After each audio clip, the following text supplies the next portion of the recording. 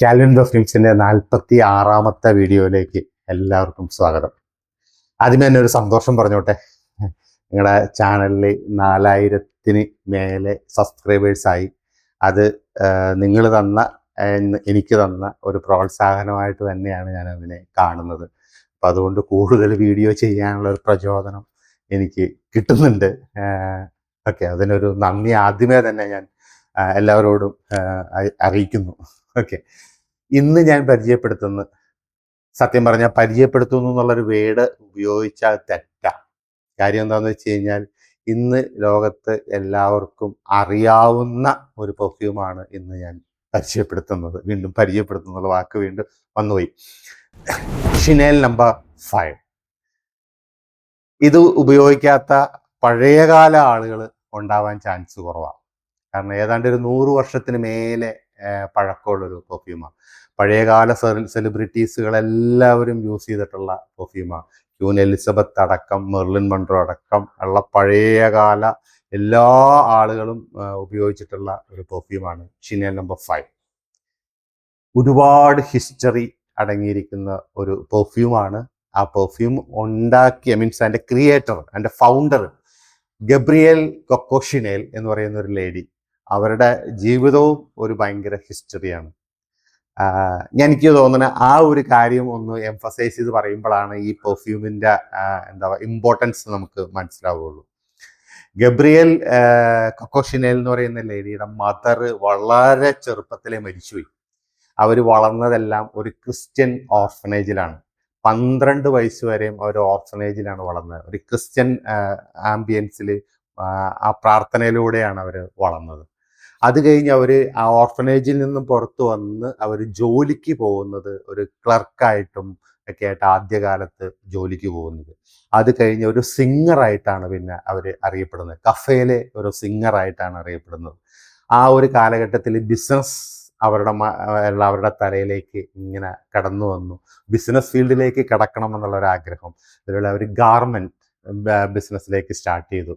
അങ്ങനെയാണ് അവരുടെ first business start എന്ന് പറയുന്നത്. ഗാർമെൻറ്റ് ബിസിനസ്സാണ്. അതിലൂടെ അവരുടെ ഫ്രണ്ട്സും അവരുടെ ഒരുപാട് ആളുകളിലൂടെ, പക്ഷെ അവരുടെ ക്രേസ് മുഴുവനും ഉണ്ടായിരുന്നത് പെർഫ്യൂംസിലായിരുന്നു. അവരുടെ ഒരു വാചകം തന്നെയുണ്ട്, ഒരു ലേഡിയെ തിരിച്ചറിയേണ്ടത് ആ റോസിൻ്റെ മണം കൊണ്ടും ജാസ്മിൻ്റെ മണം കൊണ്ടും ആവരുത്, മറിച്ച് ലേഡിയുടെ മണം കൊണ്ട് തന്നെ ആയിരിക്കണം എന്നൊരു വാചകം അവർ പല സ്ഥലത്തും അവർ ഉപയോഗിച്ചിട്ടുണ്ട്. പെർഫ്യൂം അവരുടെ അവരുടെ ഒരു ക്രേസ് ആയിട്ടുള്ള ഒരു കാര്യമായിരുന്നു. അങ്ങനെ അവരൊരു പെർഫ്യൂമിസ്റ്റിനെ പരിചയപ്പെട്ടു. മോസ്കോ റഷ്യൻ പെർഫ്യൂമിസ്റ്റിനെയാണ് അവർ പരിചയപ്പെട്ടത്. ഏണസ്റ്റ് ബ്യൂ എന്ന് പറയുന്ന ഒരു പെർഫ്യൂമിസ്റ്റിനെ പരിചയപ്പെടുന്നു. അവർക്ക് വേണ്ടിയിട്ട് ഒരു പെർഫ്യൂം ഉണ്ടാക്കണം എന്നുള്ളൊരു റിക്വയർമെൻറ്റ്സ് അവർ പറഞ്ഞു. ആ ആള് തന്നെ ആ പെർഫ്യൂം അവർക്ക് വേണ്ടി ക്രിയേറ്റ് ചെയ്യാൻ തുടങ്ങി. അവർക്ക് വേണ്ടിയിട്ട് 10 പെർഫ്യൂം വയലാണ് ഉണ്ടാക്കി കൊടുത്തത്. അതിനവർ നമ്പർ ചെയ്തിട്ടാണ് കൊടുത്തത്. 1, 2, 3, 4, 5 എന്ന് പറയുന്ന 5 പെർഫ്യൂം വയൽ കൊടുത്തു. അത് കഴിഞ്ഞ് 20, 21, 22, 23, 4 എന്നുള്ള രീതിയിലുള്ള 5 പെർഫ്യൂം വയൽ വേറെയും കൊടുത്തു. ഇവർ ബ്ലൈൻഡായിട്ട് അതിൽ നിന്ന് 5ാമത്തെ നമ്പറാണ് അവർ പിക്ക് ചെയ്തത്. അതിനും ഒരു കാരണമുണ്ട്. അവരുടെ ഒരു മാജിക് നമ്പറാണ് 5 എന്ന് പറയുന്നത്. അവരെന്തും ചെയ്യുന്നത് 5 നമ്പറിനെ ബേസ് ചെയ്തിട്ടാണ്.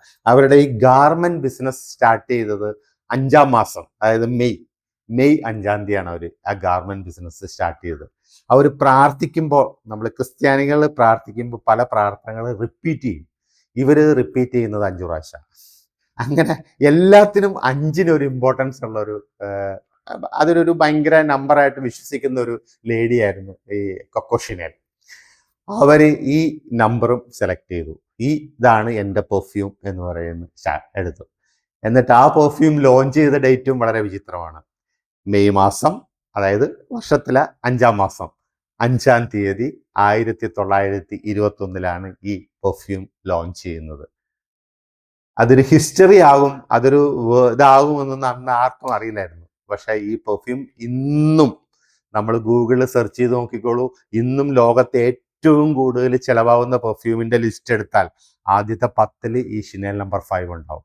മലയാളികൾക്ക് അഭിമാനിക്കാൻ പറ്റുന്ന ഒരു പ്രധാന കാര്യവും കൂടി ഈ പെർഫ്യൂമിന്റെ കമ്പനിയിലുണ്ട്.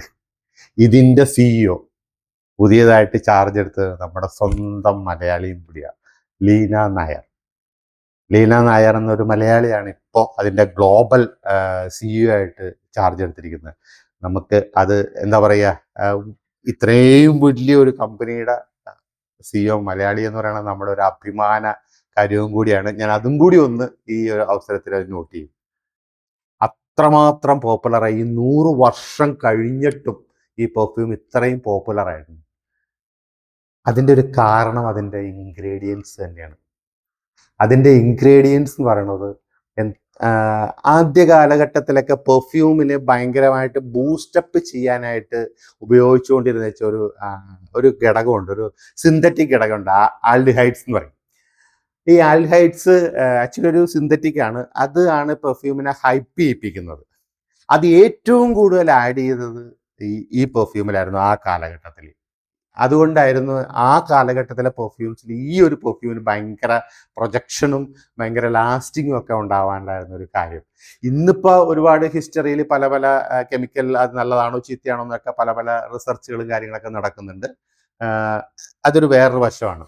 ഈ പെർഫ്യൂമിൻ്റെ അകത്ത് അടങ്ങിയിരിക്കുന്ന ആ എൻഡ് നോട്ട്സ്, അത് വളരെ രസകരമായ എൻഡ് നോട്ട്സ് ആണ്.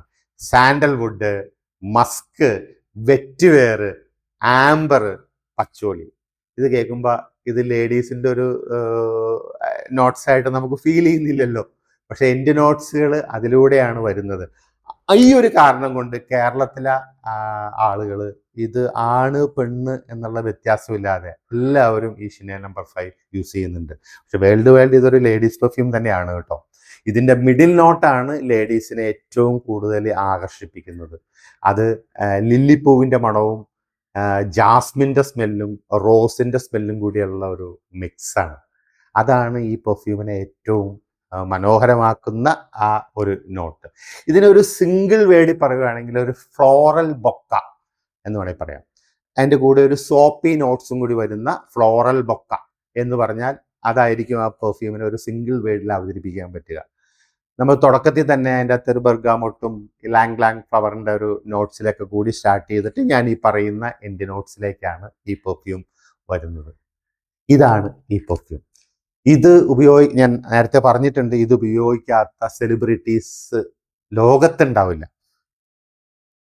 ഞാൻ ഒരു സിനിമയിലെ ഒരു ഡയലോഗ് എൻ്റെ മനസ്സിലേക്ക് കടന്നു വരിക. ചാർലി സിനിമയിൽ ദുൽഖർ പറയണത് പോലെ, ഞാൻ ആ ദുൽഖറിൻ്റെ വാചകമൊന്നും എനിക്ക് കൃത്യമായിട്ട് പറയാൻ അറിയില്ല കേട്ടോ.